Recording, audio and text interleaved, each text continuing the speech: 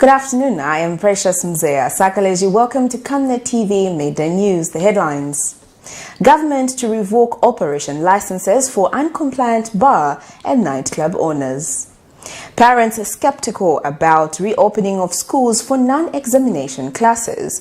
And in international news, anger in Egypt over demolition of thousands of illegal homes. Details coming through after this. Msika is here. We have you all covered with just 150 kwacha. You can advertise every day from 17 hours to 18 hours. For a 30-second ad, get the benefit of selling your products and services on Msika.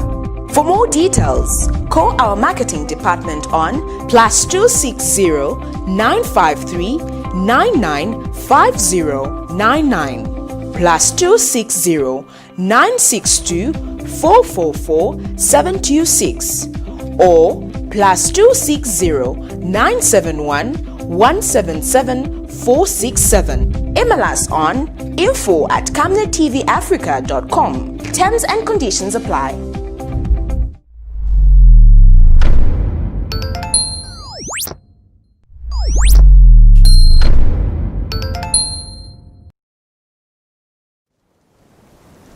And other news in detail. The visibly angry Fairview Hotel workers protested Tuesday morning, demanding for the dissolution of institution board members. The workers are alleging that management has misused the institution resources and have for a long time continued delaying in paying salaries. Workers who visited their union offices are also calling on Minister in charge of tourism to arrest the situation. Camnet TV contacted management at Fairview Hotel, but no one was willing to comment on the allegations. More details in the following report. Fairview Hotel employees picketed outside their hotel on Tuesday morning to protest what they consider inadequate management of the institution. The frustrated workers stressed that management has failed to manage the institution as the misuse of resources is beyond. The workers complained how they are fired without any reasons. The protest has reached its boiling point as workers now demand for the dissolve of the institutional board. They have since called on government to come to their aid. Hotel being under the ministry and being supervised by the board, we feel that the ministry should actually, in fact, we are appealing to the ministry, if it can actually dissolve the board as well as the management. Reason for dissolving the board is very simple. They have been with us for over 2 years now.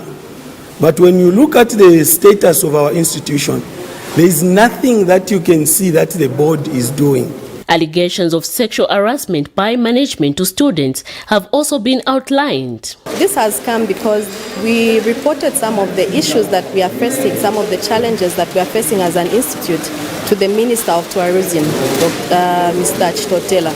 So he came and did an impromptu visit on management. They were not expecting it. And when that happened, he found that many things were not in order, many things were not in place. And so he charged to say, you don't know what you're doing, okay? You're mismanaging. So management got very furious because as a union, we are the ones who actually started that interaction with the minister. So they started targeting us. They fired the chairman for the union.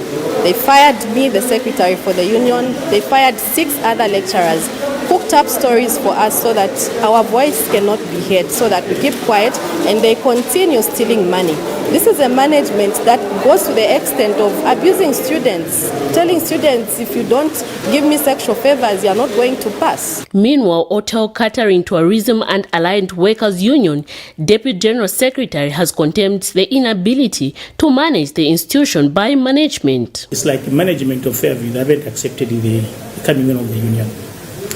They don't agree to work with the union. They are not happy to work with the union. They feel union arrivals. But these are the workers that have issues. And we feel if they had accepted the union, it would have even accepted, to sit it down and dialogue nicely. But the problem that we are having is that they're so adamant, they're so unprofessional, they're so much intimidative. And now just that, management feels the employees or the workers, they've underrated them. But that's not how it goes. They're supposed to be truthful.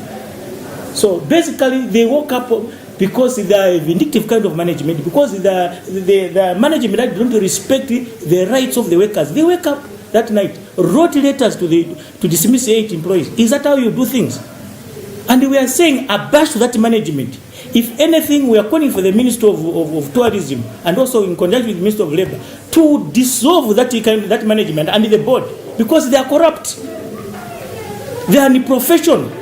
However, by broadcast time, management refused to comment over the issue. Miriam Kemba, reporting for Camnet TV News in Lusaka. In other news, Local Government Minister Charles Banda has warned bar and nightclub owners who will not comply with the new normal operational hours of closure if found wanting.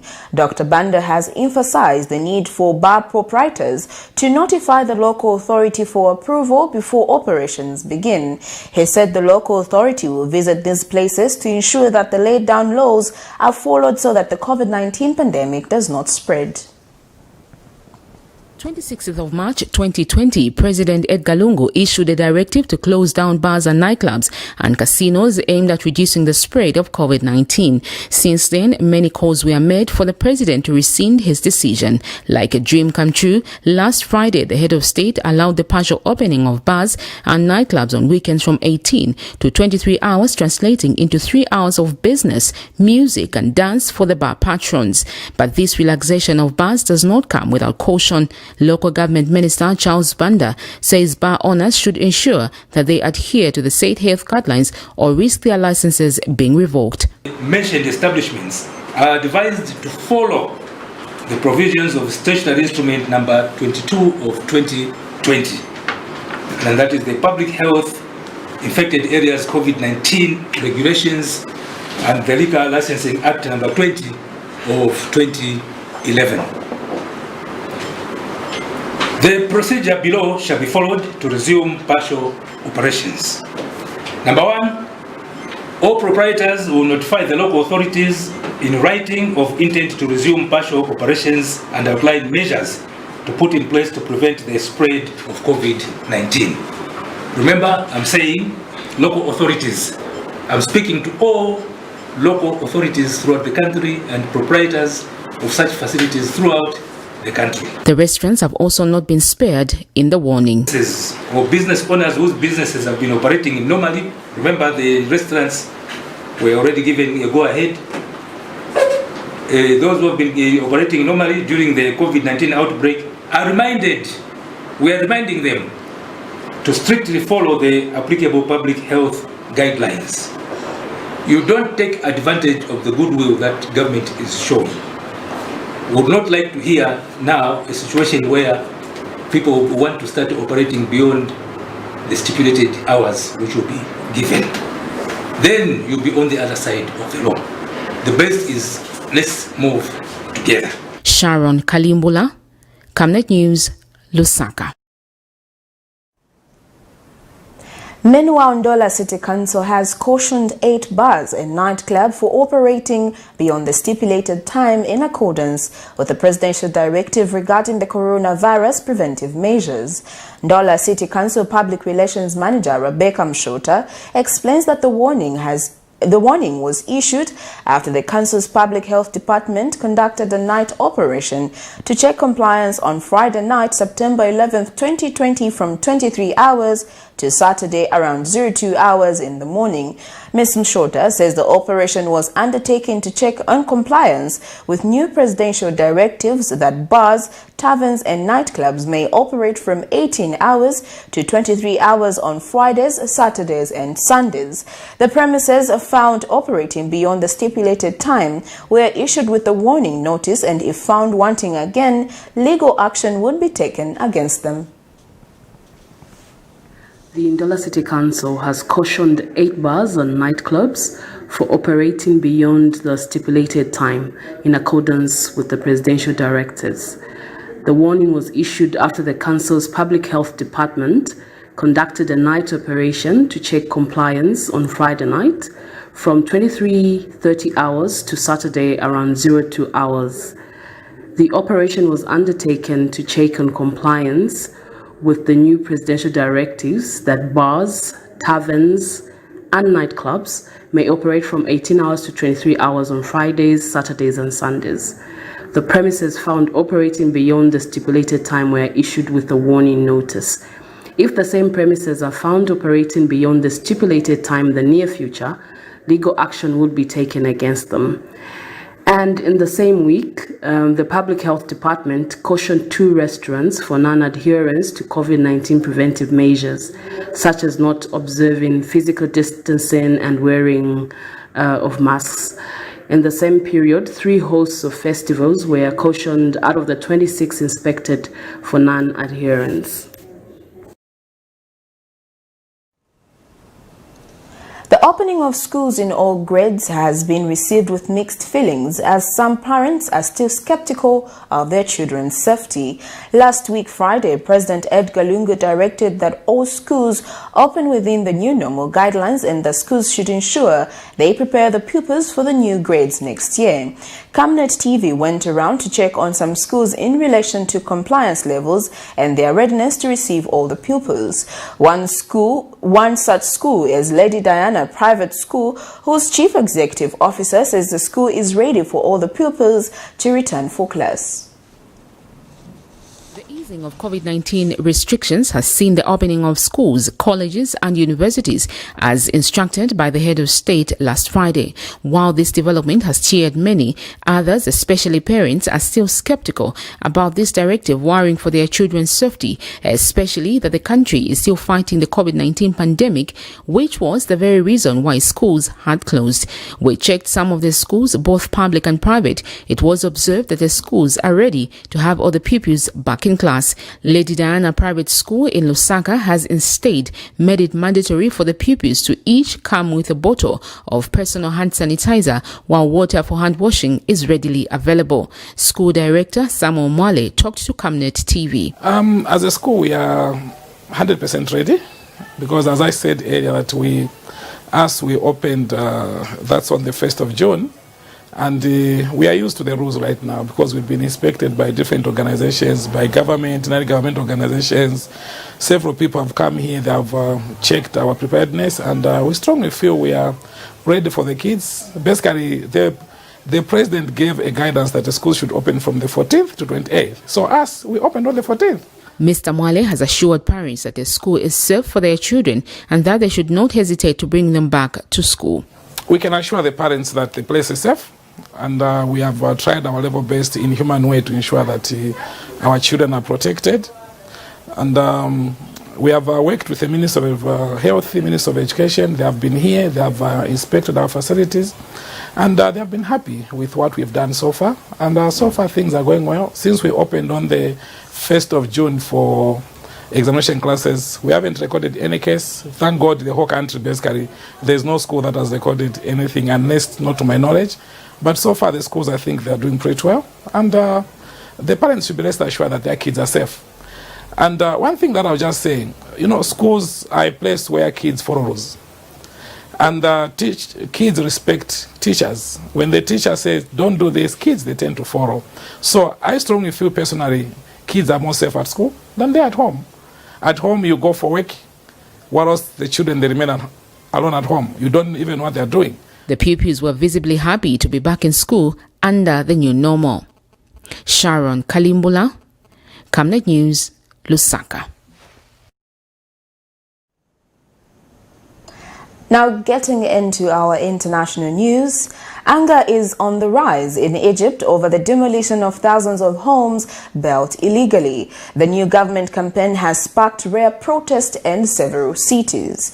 In other news, the United Arab Emirates and Bahrain have both officially signed U.S. brokered deal to normalize ties with Israel. It has been described as a betrayal by the Palestinians, but U.S. President Donald Trump says it represents the dawn of a new Middle East and predicted more countries would follow the move. We monitored Al Jazeera.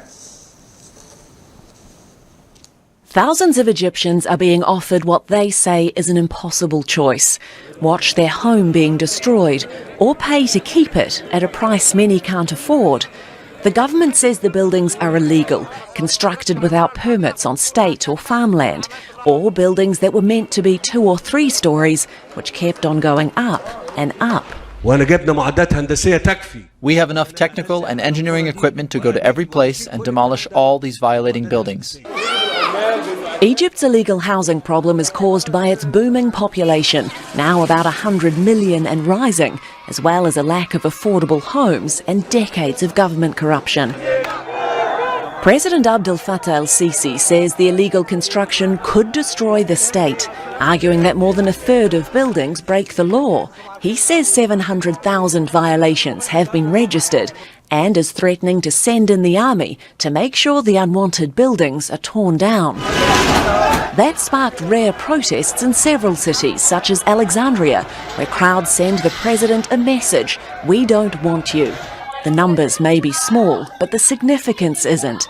Egypt banned gatherings like this in 2013. Dozens of people were reportedly arrested in similar rallies in July. The military dominates the decision-making process, so the decisions are quick, abrupt, heavy-handed, and very repressive. And the people that are suffering the consequences are the weakest people in society. So their ability to basically fight back is rather limited. Homes have long been forcibly demolished in Egypt. This family spoke to Al Jazeera in 2009, questioning how their home could be illegal when they'd paid power and water bills to the state for years. And this is the military bulldozing homes in northern Sinai in 2015. Rights groups say much of the destruction was unlawful. The country should have dealt with these violations a long time ago when they took place. Throwing around 3 million people in the streets is unacceptable.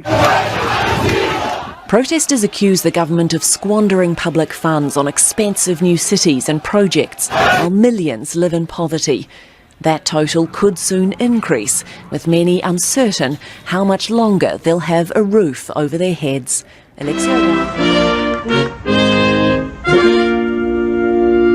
It's not the promised peace deal of the century between Israelis and Palestinians. Still, U.S. President Donald Trump hailed the signing of the Abraham Accords at the White House as an historic day. After decades of division and conflict, we mark the dawn of a new Middle East. The agreement signed between Israel, the United Arab Emirates, and Bahrain formalizes relationships already in place, but now includes the opening of embassies. It's a pivot point they hope will end old conflicts and lead to new cooperation among Israel and eventually even more Arab nations. To all of Israel's friends in the Middle East, those who are with us today and those who will join us tomorrow, I say, Assalamu alaikum. Earlier in the day, Trump hinted that other countries will also be signing diplomatic pacts with Israel. But we'll have at least 5 or 6 countries coming along very quickly, and we're already talking to them. But noticeably absent from Tuesday's deal signing, Palestinian leadership. The foreign minister of the United Arab Emirates acknowledged their participation in the agreement required the preservation of current Palestinian land. Thank you for choosing peace and for halting the annexation of Palestinian territories, a decision that reinforces our shared will to achieve a better future for generations to come. In the Palestinian territories, there were protests over the deal that also failed to ease the 13-year blockade of people in Gaza. The human rights activists have likened to an open-air prison. This Trump official blames Palestinian leadership for refusing to negotiate. Separately, you have the leadership in Ramallah who time and time again refuse to engage directly with Israel. Their method is to go to the United Nations, to the European Union. The road to peace is not through the United Nations. Free, free Palestine! Free, free Palestine! Free, free! The divisions over this deal also on full display outside the White House. The Palestinian is brothers, and they deserve to have a peace too. Without the Palestinian problem to be resolved, there is no peace will be in the Middle East. There are also questions in the United States about why the Abraham Accords are called a peace deal, given none of the nations are at war. There's also concern the so-called peace deal is really a new military alliance of nations with a common interest to confront Iran. The U.S. Congress already promising to scrutinize the deal, particularly over the possible sale of F-35 fighter jets to the UAE. That international news item brings us to the end of Camnet TV Midday News, but before we go, the headlines once again. Government to revoke operation licenses for uncompliant bar and nightclub owners.